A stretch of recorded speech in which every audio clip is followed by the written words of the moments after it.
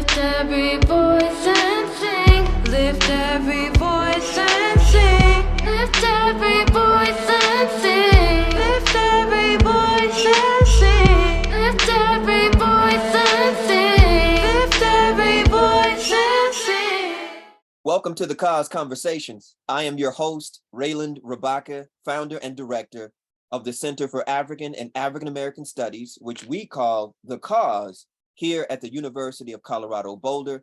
Today we are joined by Dr. Kalonji Nzinga. Dr. Kalonji Nzinga is an assistant professor of learning sciences and human development in the School of Education at the University of Colorado Boulder. He is a cultural psychologist, rapper, and educator, exploring how young people's holistic development is influenced by the cultural life worlds and scenes that they inhabit. His work explores how the histories and cultures of our communities are inherited in our bodies, minds, and practices. His research program counters a Eurocentric bias in the learning sciences that has disregarded the thought, traditions, and intellectual lifeways of communities from the global South. His research has informed the design of learning environments for all ages, multimedia art exhibitions, and is published in the Journal of Cognition and Culture and the Proceedings of the National Academy of Sciences, among others. He is currently the director of CU Boulder's Laboratory for Ritual Arts and Pedagogy, i.e. the Rap Lab, an interdisciplinary hub for the study of hip-hop praxis. Welcome to the show, my dear brother, Dr. Kalonji Nzinga.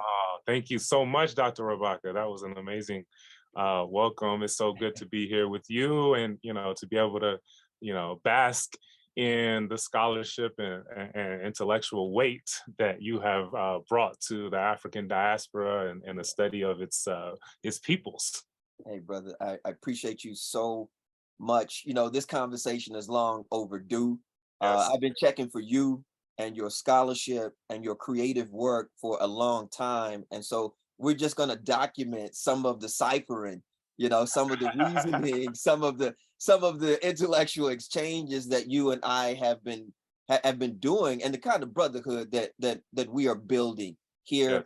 Yes. At the University of Colorado Boulder. So without further ado, brother, I'm gonna get right into these questions and everything, because curious minds, inquiring minds want to know.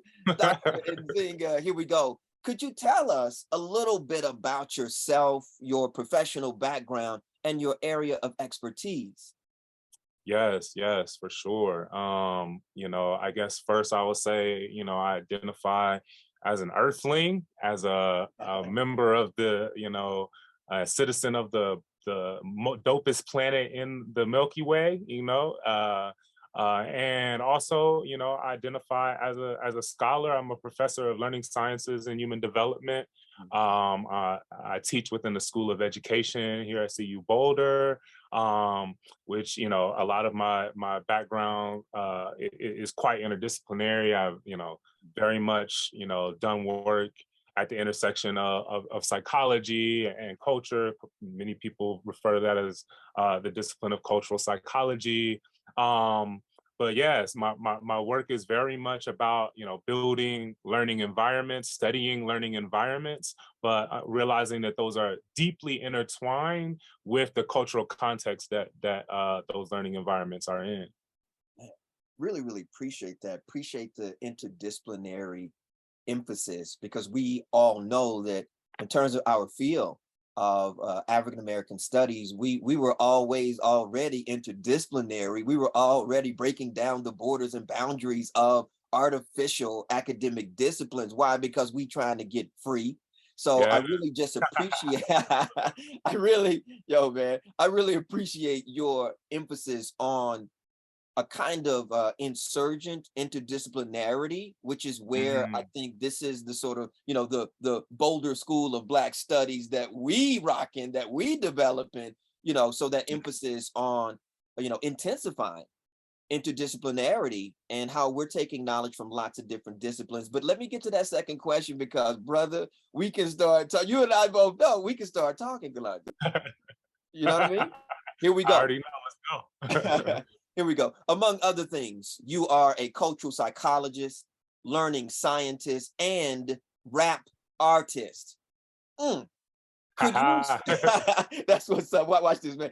Among other things, you are a cultural psychologist, learning scientist, and rap artist. Could you speak to us a little bit about what the learning sciences are and why you argue that they often ignore the formal and informal ways of knowing and being within non-white, i.e. BIPOC, communities and cultures? Here, I am especially thinking about the ways lots of continental and diasporian African knowledge is frequently dismissed in the academy. Yes, yes, yes. I love that question. Thank you for putting it like that. And yeah, I mean, to start off, the learning sciences, you know, are a field within education that are basically for lack of a better word, studying the psychology and the sociology of learning, right? And so how should knowledge be structured to bring about expertise in a particular domain? And so we're thinking about faculties of memory, we're thinking about faculties of also design. How do you design a learning environment that brings about the particular learning outcomes that you're looking for, right? And so again, so very much, you know, it is an interdisciplinary field, and it's very much, you know, rooted in psychology, but also ethnography. So a lot of work has been done to you know, examine and take a close look at what people are doing in their learning environments in order to learn a particular skill, all across the domains, from math to science to literature to whatever the domain may be. And so when it comes to that question that you talked about Eurocentric nature of that field, right? You could look, there was a study that was done that basically looked at the disciplines of psychology. So the 6 different sub-disciplines of psychology, looking at the top journals in those disciplines. And what it found was that 68% of the subjects, participants that were studied in those articles, 68% of them were from the United States. And a full 96% of those subjects were from Western industrialized countries, right? Specifically those in North America and Europe, right? And so right? So what the problem with that is that when we talk about, when we're trying to understand the psychology of human functioning, when we're trying to understand learning and memory and all of these different things that are about how our minds work, what happens when we take a very small portion of the human population, Western, mostly European folks, and then try to generalize those results to the entire population as diverse as it is, right? And so what does that mean? That, you know, there's been like a resurgency within the learning sciences, maybe a resurgency, maybe an insurgency, whatever you want to. Come on. That, you know, that is basically saying we need to study the way that psychological functioning happens in communities that look like us, that are from the global South, that are from, you know, working class communities. So all of the ways in which intersectionality comes to play in terms of identity, it's important for us to look at those things. And that means also, what does that do when we start to think about what are the core intellectual activities that represent where we should study psychology? So like my dissertation and my work since has very much focused on hip hop, and I know we're gonna get into it. But thinking about hip hop as intellectual activity that can be a case study to study how young people are using their brains and using their minds and learning, whether or not from, you know, skills such as storytelling, skills such as metaphor, all the way down to ethics and et cetera. Ooh, Dr. Nzinga, you just dropped science, as we say in hip hop. You sitting up here dropping science, right? Straight from the learning sciences, decolonizing the learning sciences. Hey man, I just want to shout you out just for your flow.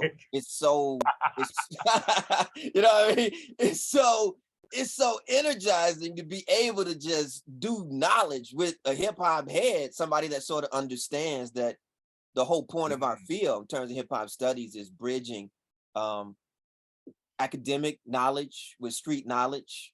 Yes, You know what I'm yes. saying? I mean, this is what we are about. I know there are a lot of misconceptions about what we do in terms of hip hop studies, but what you just did was a master class. I appreciate you. I'm shouting you out, and I'm gonna keep it moving, man. Is that cool?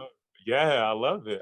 Yes, sir. Yes, sir. Here we go. Third question. Now, Okay. I'd like to focus on your work as a rap artist and Mhm. hip hop studies scholar.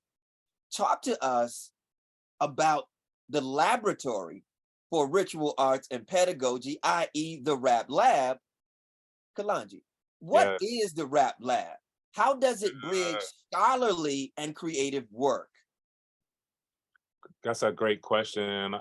So, you know, in trying to, coming out of being trained in the psychological sciences, social sciences, the idea of a lab has these different connotations, right? We often think of, test tubes, and we think of, these things that are related to the natural sciences, but oftentimes, by a lab, we're talking about an organized system of researchers that are engaging in some type of inquiry, right? And so in the Rap Lab, part of what we're very much thinking about is in what type of ways to engage with hip hop culture, right? And how do we study it in the minds, bodies, and spirits of the community, right? And in particular, because we're focused on education, the one main goal is actually designing and redesigning learning environments that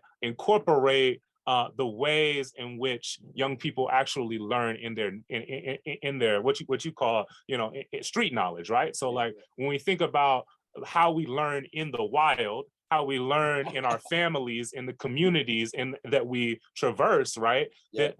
That there is, there's a way in which oral tradition is such a big part of that. There is a way in which, music and arts is such a big part of that. And so in the laboratory of ritual arts and pedagogy in the Rap Lab, we're very much interested in trying to understand those more ephemeral aspects of cultural learning. And part of that, the method that we use is partnering with community organizations, with educational organizations that are interested in using hip hop in their pedagogy, using hip hop as a way to engage youth in learning. And so we have a partnership with North High School in Denver. We have a partnership with Manual High School in Denver. These are deep institutions within Denver Public Schools that are very much engaged with the communities that they serve, but are often trying to think, how can we reach Black and Brown children in knowledge structures that are congruent and relevant to the questions, the struggles that they have in their life. Mm-hmm. Dropping it again, it makes me think about Frantz Fanon when he talks about the epistemology, big word for knowledge systems that grow out of our lives and our struggles, right? Mm-hmm. And so for me, I have a very sort of Fanonian conception of rap music and hip hop culture, because I'm always looking at it as a pedagogical tool. Like, how does this music and this culture help me bridge the gap that exists between lots of professors and their students, right? And so when we start looking at it like that, which is why your work and my work aligned, I think, so beautifully, to be honest with you. In fact, I would say they discursively dovetail, right? Constantly, right? Overlapping and intersecting and everything. I think that this is what is so incredible about us working at CU Boulder, being able to take some of these resources that we have in Boulder and building bridges to the community. Yeah, shout out to Denver first of all, because that's where, this is where a real sort of slice of multicultural America is, in Denver, Colorado. And a lot of people they're not checking for that the way that, sort of coming out of hip hop studies. How do we make real concrete connections to folks in the community, Kalonji? This is where we are. I really appreciate y'all for the work that y'all are doing. I want to shout you out, man. Be encouraged, keep doing that. That's really, really important work. Very Thank you important work. so much. Thank you so much. And to be honest, like it's a great privilege to be amongst, amongst the cause and a part and a faculty affiliate with the cause, because it is so deeply intertwined in your vision and your praxis to think about the theory and praxis, right? And also the the false division that happens between the academy and the community, right? When we talk about Black studies, and we actually had this conversation a few times ago about that when Black studies was created, it was meant to be a merging of that, a merging of the consciousness and the activism that is happening within, Black communities and the students on campus who both, so all of these people and institutions serve their role in elevating the consciousness of the people and towards, and I know your deep scholarship on Fanon, but like towards revolution, right? Towards being able to move towards some liberation or a higher consciousness. So beautiful. Hey, bro, when people come to me and say, well, sort of what is Black studies? What is African American studies? What is African studies? Our job as scholars and students within this interdisciplinary discipline, this intersectional discipline called African American studies, we literally are mix masters. See, we're supposed to be remixing knowledge that comes from the community with knowledge that comes from the campus, right? True? Right? Yeah. I mean, this is what we are doing. And we also are supposed to be able to speak the lingua franca. That means the common language of the campus and the community. So we're always reaching multiple audiences. We're always speaking. There's a kind of multilingualism that needs to take place amongst critical hip hop studies scholars. So we should be able to rock not simply the campus. We supposed to be able to rock the community. Both of them, and we are literally the bridge that connects the campus with the community and synthesizes the knowledge, because knowledge is being produced in both spaces, in both, right? The community, like production of knowledge, and the campus production of knowledge. Let's not be elitist and act like knowledge is only produced on college campuses. Somebody got it twisted. They done bumped their head, and they talking bad about most of our family members who will never, ever attend a college or a university. But yet they are producing incredible, groundbreaking, innovative knowledge or epistemology, to use one of these $5 words that they use in Boulder, Colorado. Can you hear me, brother? I hear you 100%. 100%. Thank you. Yes, sir. And yeah, what you're speaking against is this idea of the ivory tower, right? And part of the work that I have been thinking about recently is engaging with Sister Lauren Hill, and she has this line: PhDs in illusion, masters of mass confusion, bachelors of past delusions, right? And so she's thinking about, this is a critique of the academy and the way in which sometimes people with that community knowledge get to the campus and forget about where their ancestors and where their loyalties lie in a certain way. And so when it comes to thinking about the vision for what our intellectual and intellectual institutions should look like, we have to realize that we can't be caught in these illusions. We can't be caught in these that mass confusion that Lauren is warning us about in many ways, and that we have to be that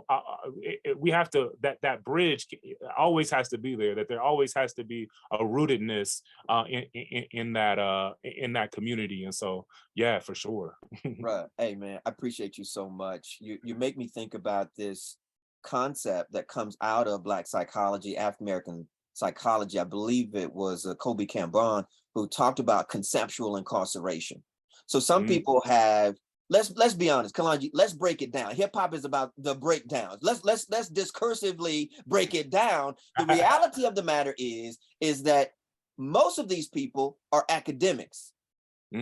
See, an academic's work is purely quarantined to the college campus, but an intellectual, an intellectual's work has a life both on the college campus, but also in the community. And in fact, real intellectuals, most of them, they're not on college campuses because they know that that often conceptually colonizes your thought and makes you, well, I got to do this to get tenure. I'm interested in some free and progressive liberatory thought that goes beyond the rules and regulations of a tenure and promotion process. Did I just drop the mic on it, brother? Did I just drop it?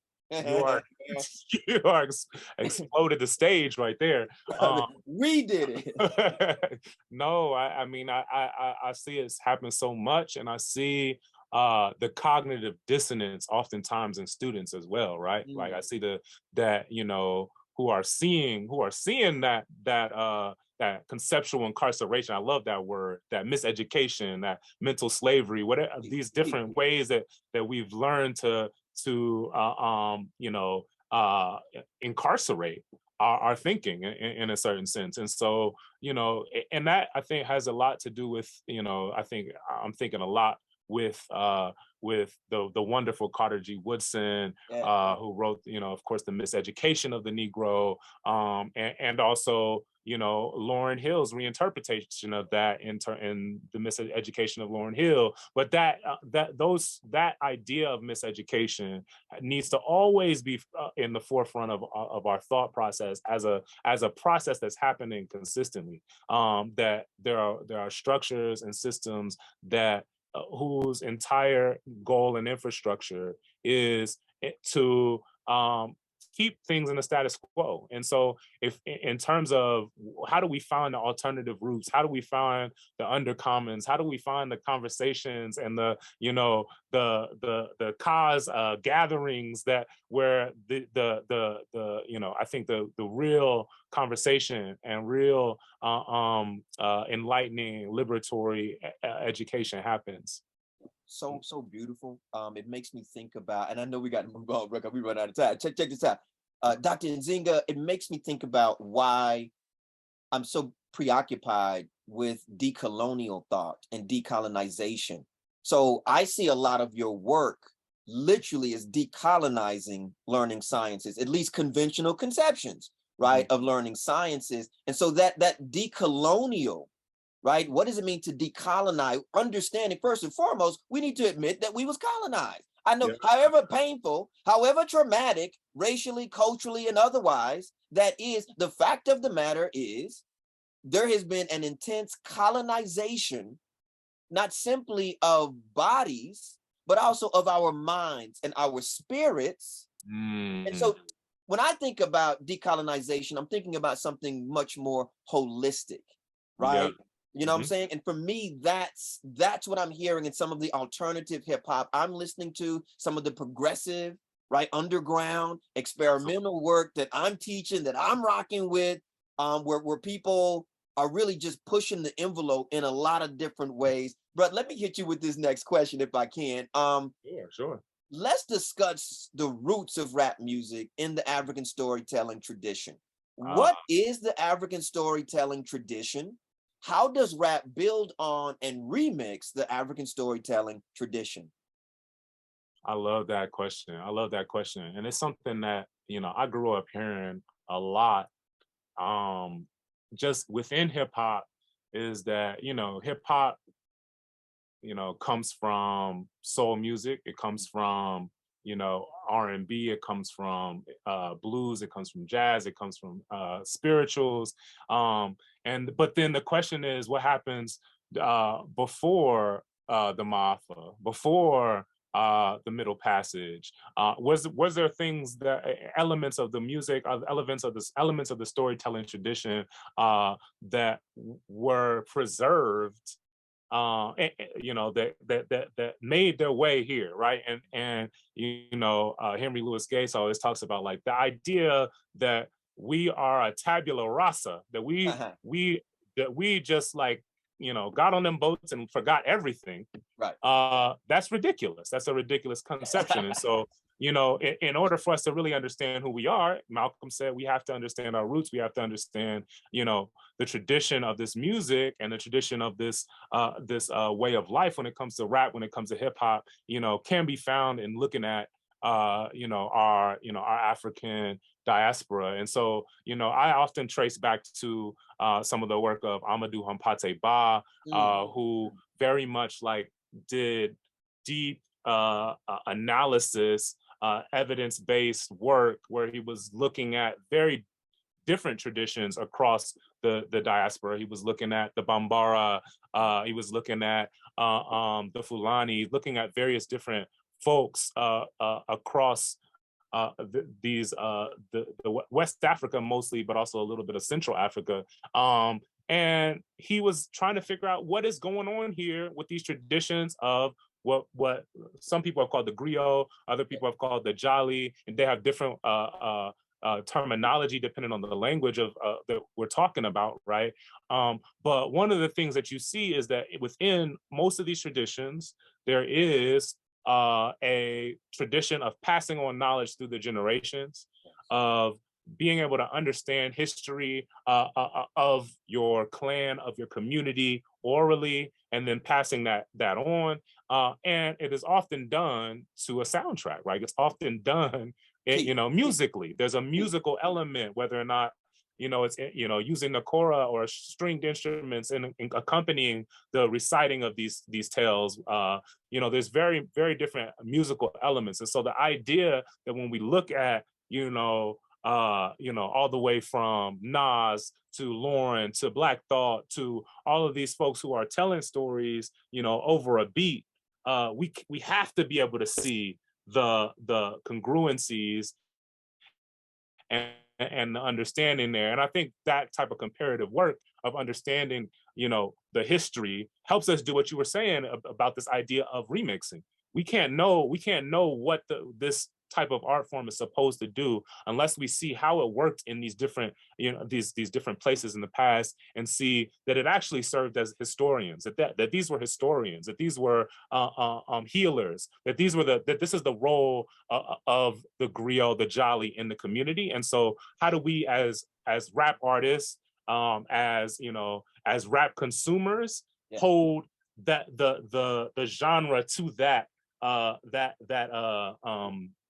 to that criteria of what it's supposed to do. Yeah. I really appreciate that, because right now you're nodding to what we call the hip hop aesthetic.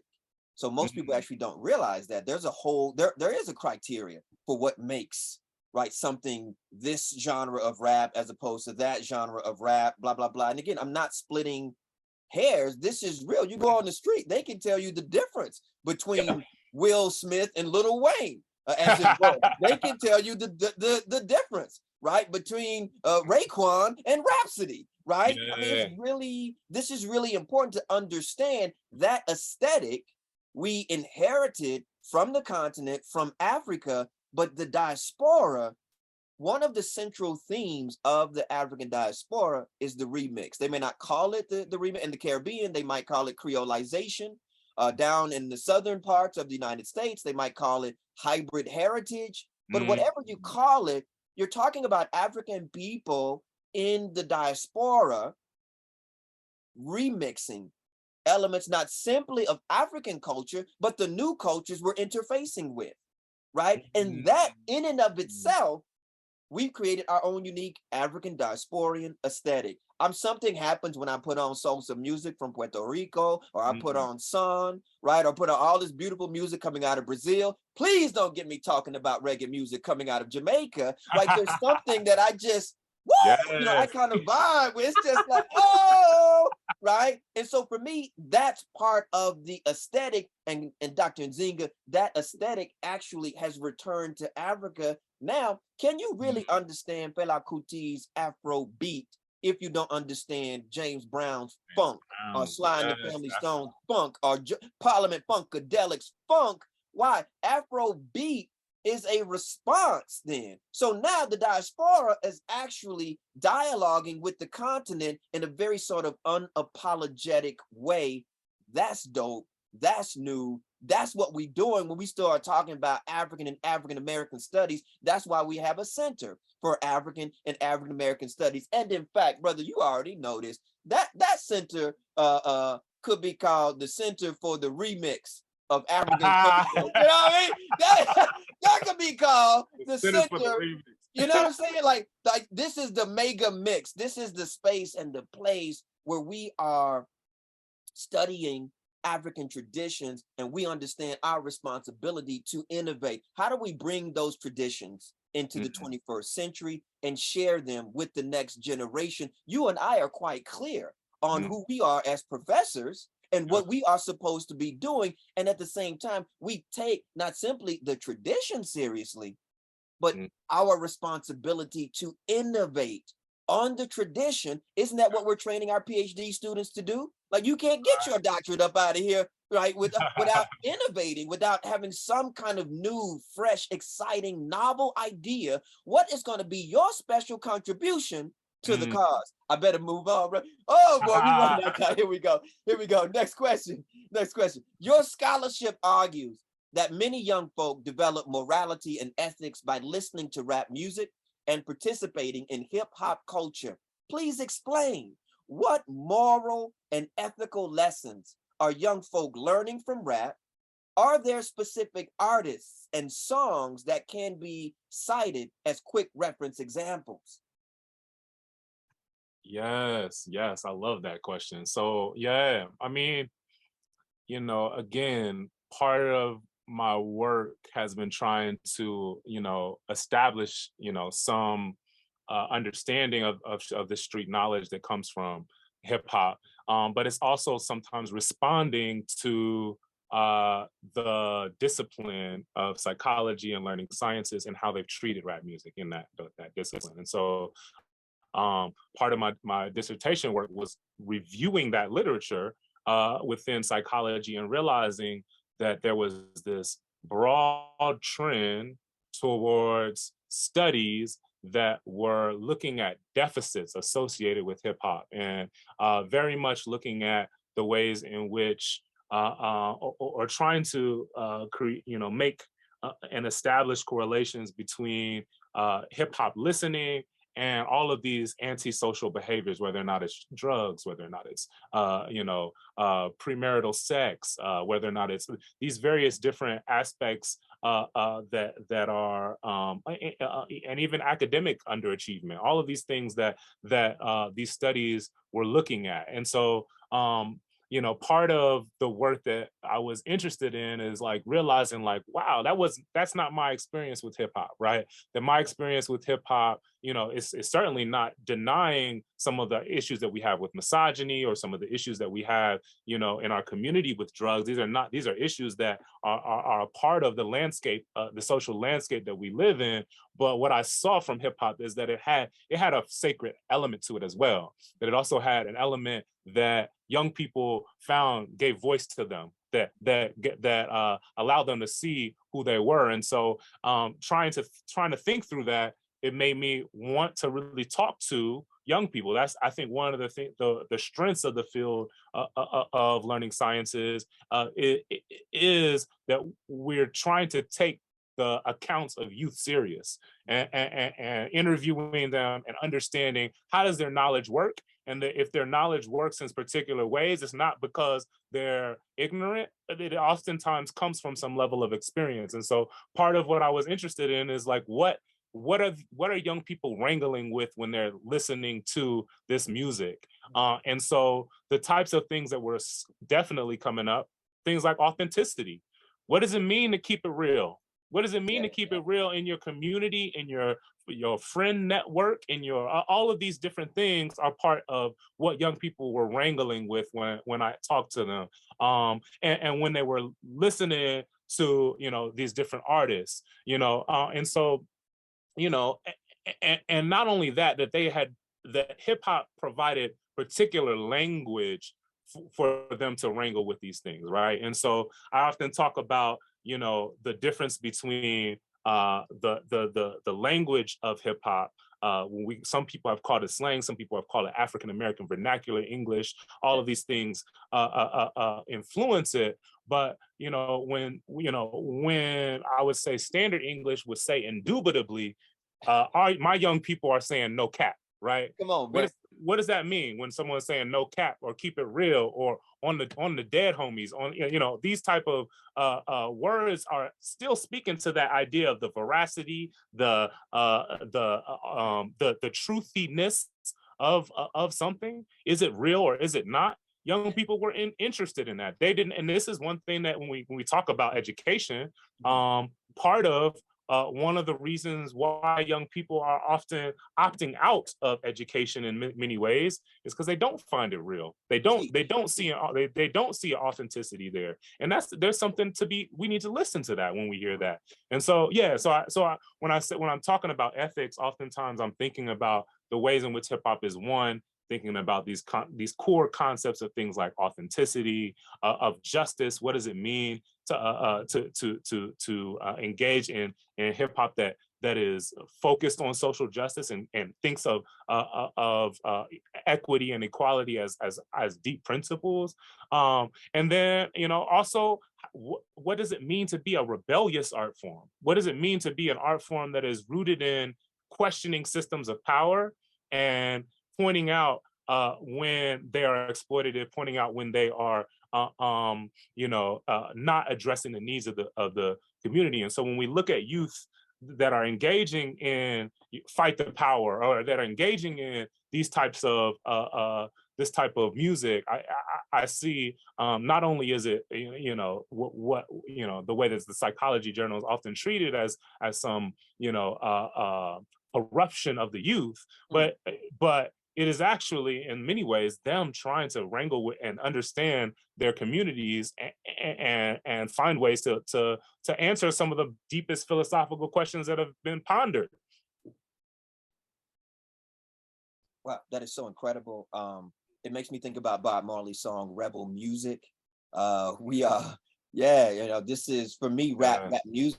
If we go beyond the two most popular genres of rap music, obviously, which would be radio rap or commercial rap and gangster rap, there are a lot of other genres and forms of rap music. They're not going platinum, but we're still banging them. We're still listening to that music. I love Rhapsody, right? I love No Name, right? I mean, there's a wide range of artists, a wider range of artists out there than what they're playing on the radio or that you're seeing music videos for. And I think that's the connect, where people always say, how can you be a professor and you're studying rap music, or you're listening to rap music, and they act like there's no knowledge coming through rap music, and they don't understand the African American musical aesthetic, where we put knowledge in songs. That's right. Right? Because America will listen to us sing it or rap it in ways they will not listen to me say it. I just dropped the mic. We're running out of time, brother. I got to get you out of here. Listen, in terms of your scholarship and creative work, what are you working on now, and what should we be on the lookout for from you next, really briefly? Yeah, no, for sure. And very much engaged in work. We're actually partnering with, as I said, North High School and Manual High School in Denver. That work is basically working with teachers in those environments to build curriculum. We're actually building a state-of-the-art studio at Manual High School. We were able to secure grant funding to create that studio, which we can then actually build curriculum around in order to teach hip hop storytelling, to be able to teach working with digital audio workstations, working recording, engineering, etc. And so that's what the Rap Lab is up to, for sure. Also, as far as continuing work, there is something that I could definitely recommend. Dr. Stephanie Tolliver, who is a colleague in the School of Education, is hosting a lecture series that I think everyone should check out. It's called Art Meets Data. It's basically a lecture series where it's thinking about some of what we've been talking today is the intersection between creative and scholarly methods. How can we include creative and arts-based work into the way that we think about what research is. I'm going to be one of the lecturers that are amongst an amazing cast of folks. And what I'm going to be thinking about, of course, like today, hip hop. So the talk is going to be the rhythm and flow of theory, hip hop storytelling as fugitive research method. And so that's actually going to be that talk is next week. So I'll try to send that out as well to the CAAAS. You know what? We actually have that in our newsletter that's about to drop a little Oh, bit later nice. today at 12 noon today. Dr. Stephanie Tolliver, faculty affiliate of the Center for African American Studies, much like yourself, probably going to be one of my next guests on this podcast, because again, I'm trying to shout y'all out. Incredible. Oh man, just doing dope work. And I also want to use this platform to shout out people that I think are really making serious contributions to African and African American studies at CU Boulder and beyond. But right now I'm trying to really highlight, because some people are not associating Boulder with Black studies, I want to highlight some of the hidden gems that are right here on this campus and in our community. We've run out of time. Let me shout you out one more time. I want to thank you, Dr. Kalonji Nzinga, for this high quality conversation, for really sitting in this cipher circle with me and us, you know, sort of documenting how we chop it up, how we get down, you know what I'm saying, in our offices and up in the rap lab and up in the Center for African and African American Studies here at the University of Colorado Boulder. I appreciate you so much, my dear brother, friend, my cultural scientist, my cultural psychologist, learning scientist, rap artist, multidimensionality. That's what African American Studies is, the best of it. And let me sign off by saying, I'm Reiland Rabaka, and thank you for watching the CAAAS Conversations. And remember, everybody has a special contribution to make to the cause. Lift every voice and sing. Lift every voice and